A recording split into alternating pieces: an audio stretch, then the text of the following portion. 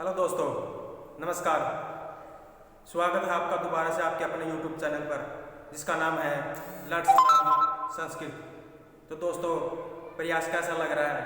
अगर अच्छा लग रहा है तो इसे दोस्तों में शेयर करते रहिएगा, वीडियो को लाइक कीजिएगा और चैनल को सब्सक्राइब कीजिएगा। आप सबको पता है कि हमारी व्यंजन संधि चली हुई है, जो हम टॉपिक वाइज टॉपिक कर रहे हैं। एग्जाम में जो पूछे जाते हैं सिर्फ वही टॉपिक कर रहे हैं। आज का हमारा सूत्र है खरी चय।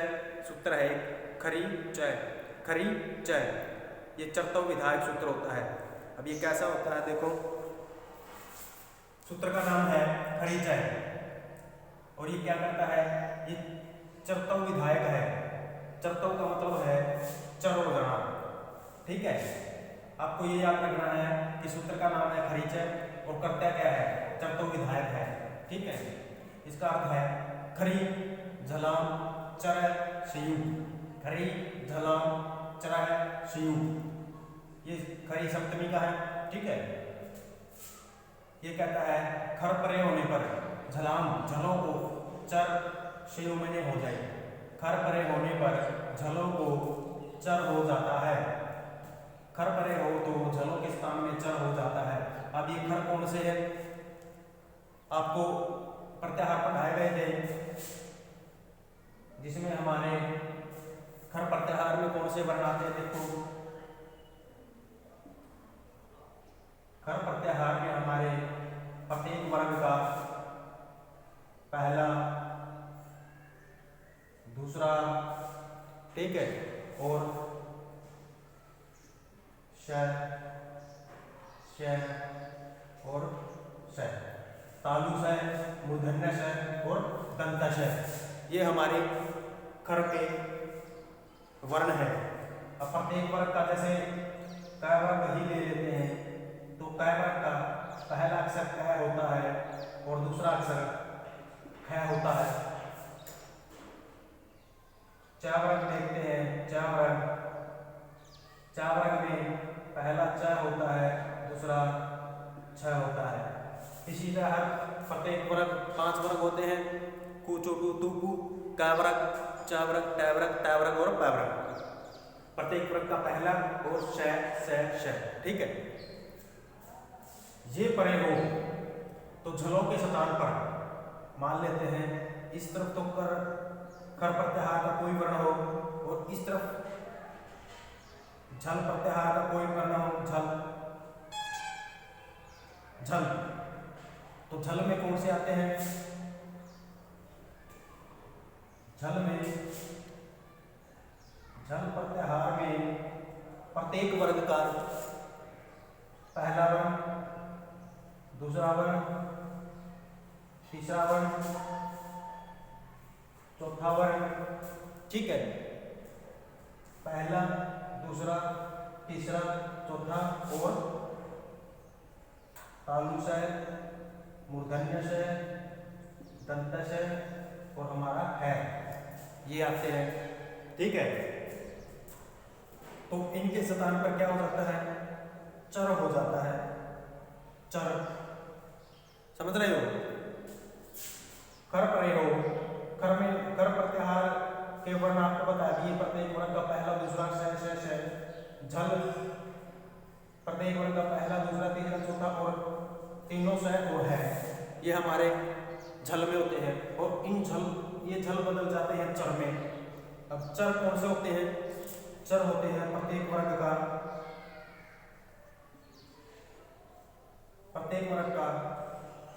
पहला वर्ण, ठीक है। प्रत्येक वर्ग का पहला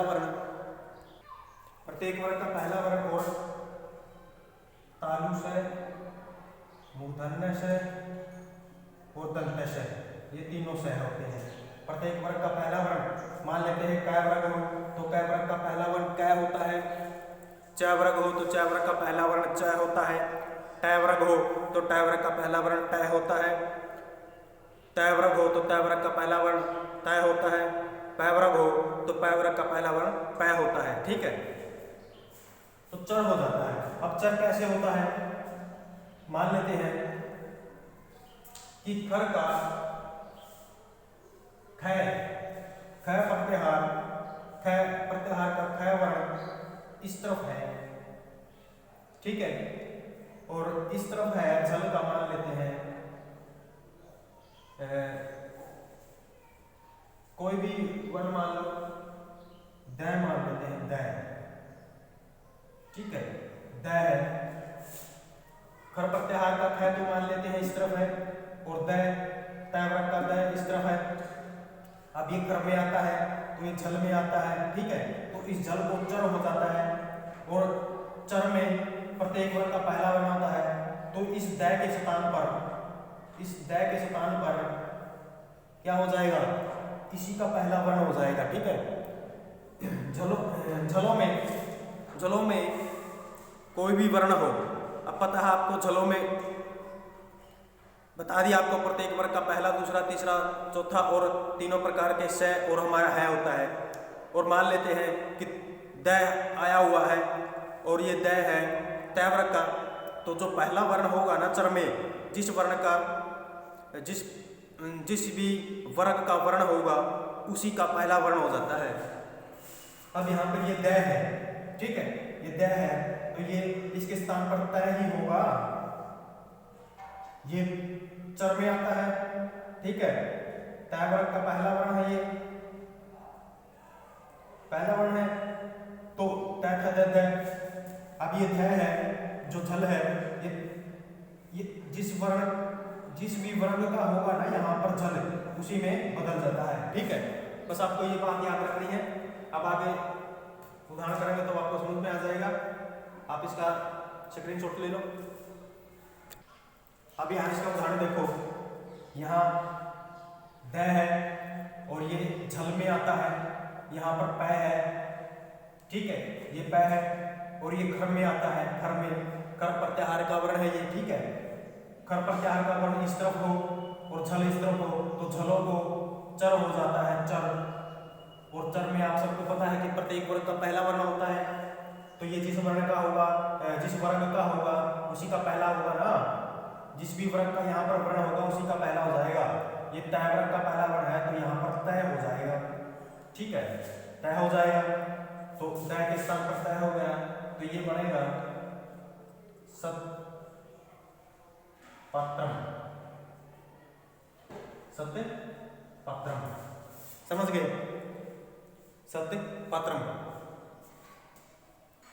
अब आप सबको एक बात याद रखनी है, मैंने पहले एक सूत्र करवाया था, झलाम झसोवंते, झलाम झसोवंते, वो झलों के स्थान पर जस आदेश करता था, अच परे हो, ठीक है, झलों के स्थान पर जस आदेश करता था, तो जस में प्रत्येक वर्ग का तीसरा वर्ण आता है,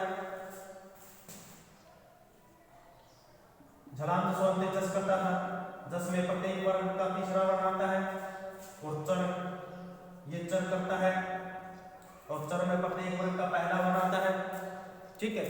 अगर देखेंगे तो ये झल है,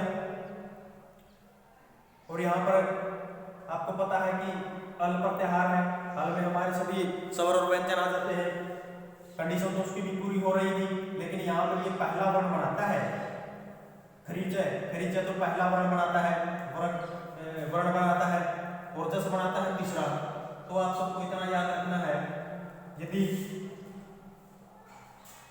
ये जैसे ये है, अगर जहां से आप संधि विच्छेद करोगे ना, तो इसका संधि विच्छेद तो ऐसे होगा ना, जैसे ये है, यहां से संधि विच्छेद होगा, ठीक है, तो जहां पर पहला है, पहला वर्ण है, वहां पर तो ये सूत्र लगेगा खरीचय, जहां पर पहला वर्ण है वहां पर तो लगेगा खरीचय, और जहां पर तीसरा वर्ण होगा, जो हमने झलाम झसोवंते में किया था, तो वहां पर सूत्र लगेगा झलाम झसोवंते, ठीक है। अगर एक और उदाहरण समझाता हूं आपको इन दोनों का, इसका एक स्क्रीनशॉट ले, जैसे एक उदाहरण है, दिग प्लस में पाल, ये उदाहरण है हमारा दिक्पाल, और एक है दिक जमा में पाल, अब ये झल है, ये खर है। अब जो वैसे तो ये काय का तीसरा वर्ण है, अगर देखें तो काय वर्ग का ये तीसरा वर्ण है, और ये चर कर देगा खनिज सूत्र।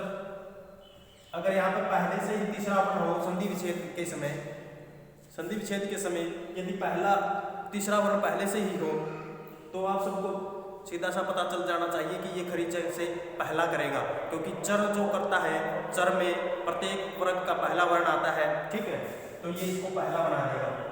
खरी चर सूत्र दिक जमा में पाल, समझ गए, दिक्पाल। अब यहाँ पर संधि विच्छेद करोगे ना तो ये आता है, क्या आता है, ये आता है, तो ये भी आता बनेगा दिक्पाल, ठीक है।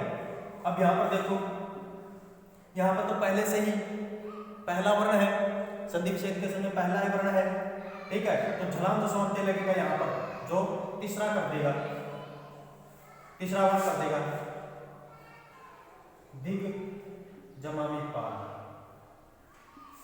आपको सिर्फ इन दोनों सूत्रों में एक ही बात याद रखनी है, यदि जहां से संधि विच्छेद होता है वहां पर पहला वर्ण है तो खरी च सूत्र लगेगा, और जहां से संधि विच्छेद होती है वहां पर तीसरा वर्ण है तो झलाम जसवंत लगेगा, क्योंकि झलाम जसवंत तीसरा वर्ण करता है, खरी च पहला वर्ण करता है, ये है, ठीक है। अगर आप इसका संधि विच्छेद करोगे ना तो संधि विच्छेद के समय आप सबको पता चल जाएगा कि यहाँ पर जो ग है, कै वर्ग का तीसरा वर्ण है, संधि विच्छेद करेंगे तो यहाँ पर सीधा सा कै ही आ जाएगा, कै आएगा।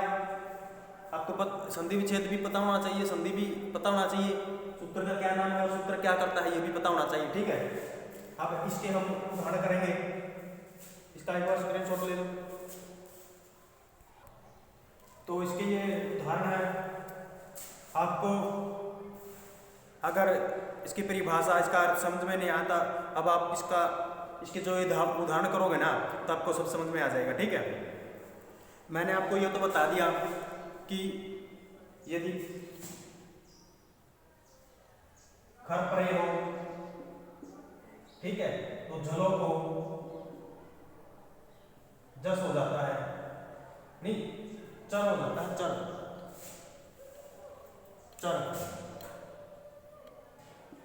और चर में प्रत्येक वर्ग का पहला वर्ण होता है, लेकिन खरों में झलों में तो मैंने ये भी लिखवाया था, तालुस है, मूर्धन्यश है और दंतश है और है, ठीक है। तो जब ये हो प्लस के इस तरफ मान लिया है ये सह हो, ठीक है, ये सह हो या फिर है हो, और इस तरफ खर प्रत्याहार का कोई वर्ण हो, तो इनमें कैसे बदलेंगे, तो इसके लिए मैंने आपको पहले ही करवा दिया गया है उच्चारण शतान। जहां पर भी ऐसी कंडीशन आती है ना भाई, इनका तो पता चल जाता है, प्रत्येक वर्ग का यदि तय हो दय हो तो तय में बदल जाएगा, इनका तो पता चल जाता है, और इनका पता ही नहीं चलता भाई ये किस में चेंज होंगे। तो इसके लिए आप सबसे पहले वो वीडियो देखो जो मैंने उच्चारण शतान करवाया था, आप देखोगे है अकू है विसर्जनीय नाम कंठ है, अकू है, यदि है, यदि झल में है तो वो कै वर्ग में बदल जाएगा, कै वर्ग का पहला वर्ण यानी कै हो जाएगा, क्योंकि है का जो उच्चारण शतान है वो कंठ है, और कै का भी उच्चारण शतान क्या है, कंठ है। इचू ऐसा नाम तालु, तो ये तालु वाला श है, तो तालु में चैवरक बोला जाता है, तो चैवरक का पहला वर्ण आ जाएगा। रिटूर सानाम मूर्धा, यदि ये मूर्धा वाला सकार है तो ये मूर्धा से टकार बोला जाता है, टैवरक, तो टैवरक का पहला वर्ण आ जाएगा। यदि दंतश है तो दंतों से तैवरक बोला जाता है, दरितुल सानाम दंतः, तो ये स तैवरक के पहले यानी कि तय में बदल जाएगा, ठीक है। आपको उनको तो बता ही दिया था, यदि कोई पहला तीसरा चौथा वर्ण है, यहाँ तक छल में है तो जिस वर्ग का वर्ण होगा उसी में बदलेगा। यदि ये आ जाते हैं ना तो ये आप उच्चारण स्थान देखो, आपको अगर उच्चारण स्थान पता है ना, जिस भी उच्चारण स्थान का होगा उसी में बदल जाएगा। ठीक है, अब उदाहरण में भी आप अच्छी तरह से समझोगे। इसका स्क्रीनशॉट ले लो। जैसे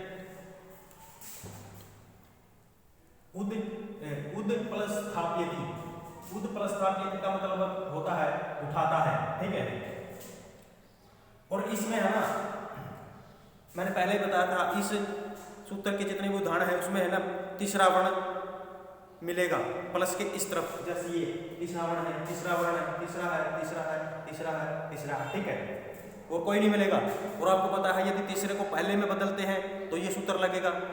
यदि यहाँ पर पहला पहला होता तो तीसरे में बदला जाता, वो झलाम दसवंत सूत्र का कार्य है। ठीक है, तो उठाता है इसका हो गया हिंदी।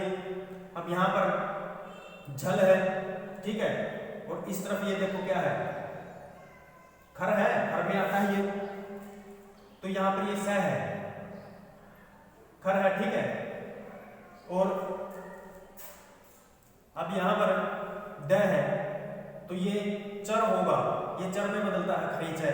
ठीक है, तो इसका ही पहला वर्ण हो जाता है। और चर में आप सबको पता है पहला वर्ण आता है, तो द का पहला वर्ण क्या होता है, तय होता है। तो ये बन जाएगा उत स्थाप्यति,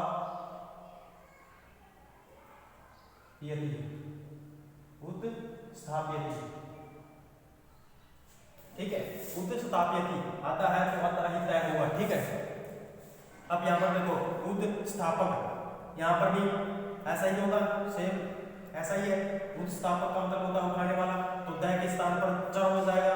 चर ये तय वर्ग का है तो तय वर्ग का पहला वर्ण ही चर में है होगा, तो उद स्थापक, उद स्थापक, उद स्तंभते, उद स्तंभते का मतलब होता है उभारता है। तो यहाँ पर द है तो क्या हो जाएगा, उद स्तंभते, उद स्तंभते, उद स्तंभते, ये हो जाएगा। उद पत्रम, नहीं सद पत्रम, तो सेम वैसा ही है। तो यहाँ पर सद पत्र का मतलब होता है अच्छा पत्र। ठीक है,